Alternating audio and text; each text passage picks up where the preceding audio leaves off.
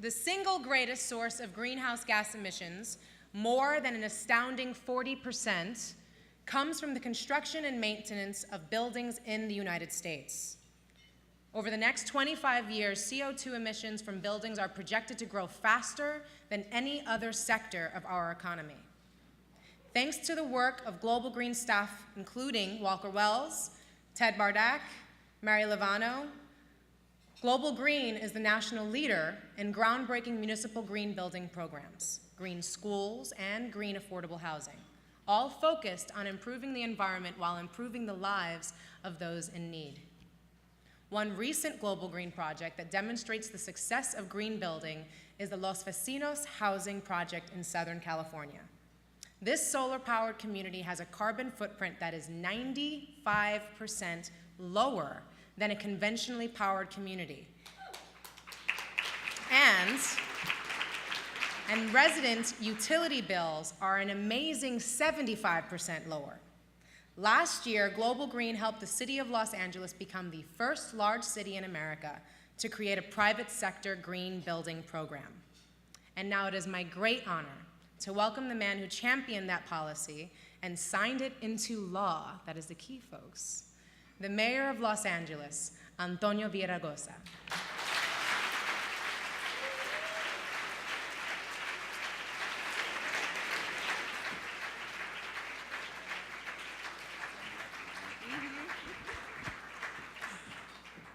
I have a tough job, don't I? Thank you, Rosario. Muy bien, hablas un poquito de español. And speaking of Spanish and our servers who are here today, I'd like to acknowledge our servers who are putting the food on our table, and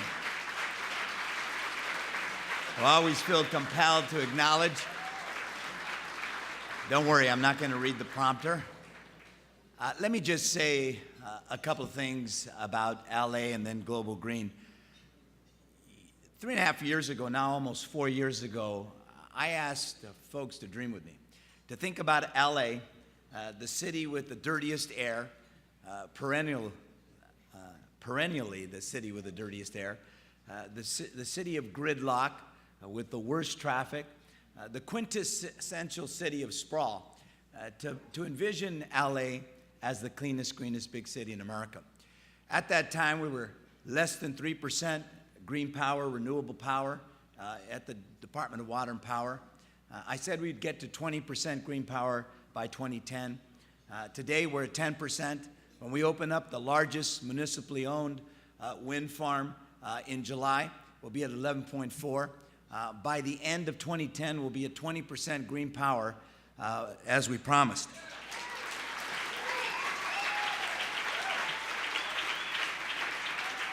We have the most, in LA, we have the most expansive recycling effort of any big city in America. We recycle 62% of our trash.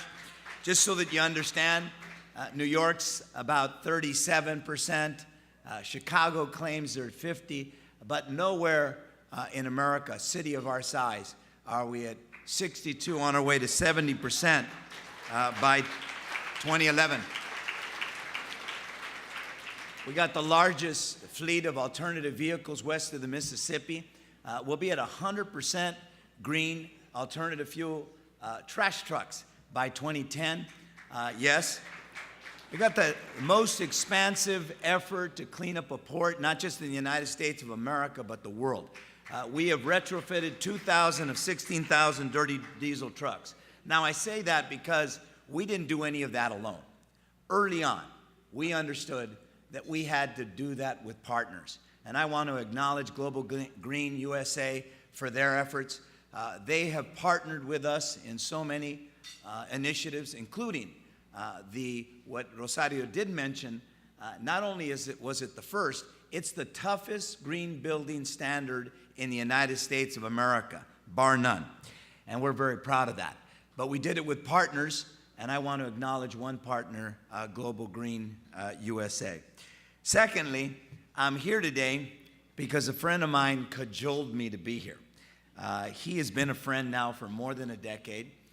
He's been a friend and a philanthropist, an advisor to presidents, someone who, if you're in elected office, you go to when you got a big, tough issue. I named him my chair of the Homeland Security initiative in Los Angeles because he's developed an expertise in that area. But as part of his business, he has a waterless urinal company. Now, he first came to me with this idea about waterless urinals maybe 10 years ago, maybe 12 years ago. I don't know how many years ago. I think I was majority leader, so that was 1996 or 97.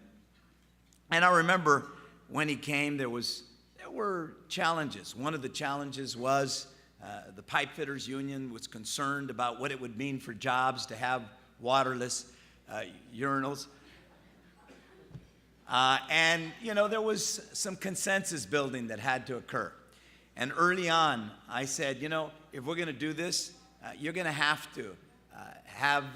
the patience and the fortitude, the persistence to work with partners like the pipe fitters. Because if we're going to go green, we've got to create a coalition that understands that going green can mean green jobs, that going green can mean that everybody benefits from it.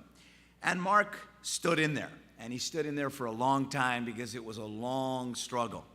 And I remember thinking that this was a man who was dogged and persistent, and he would get to goal, and he finally did.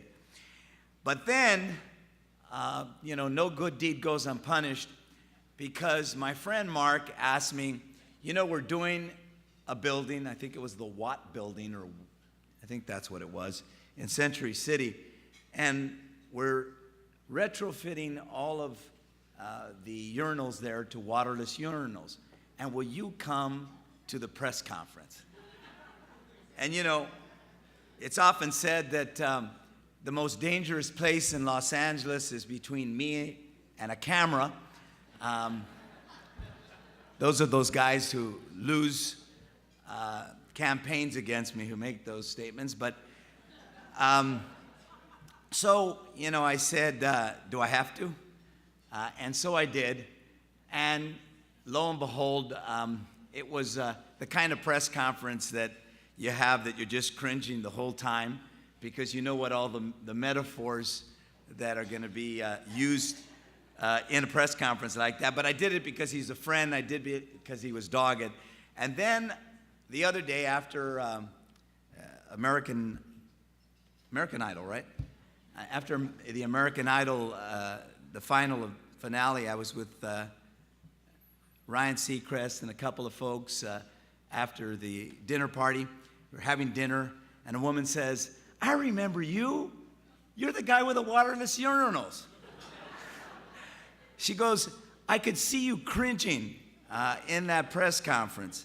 And yeah, I was cringing, but I'll tell you, talking straight and serious now, when you think about waterless urinals and what they mean.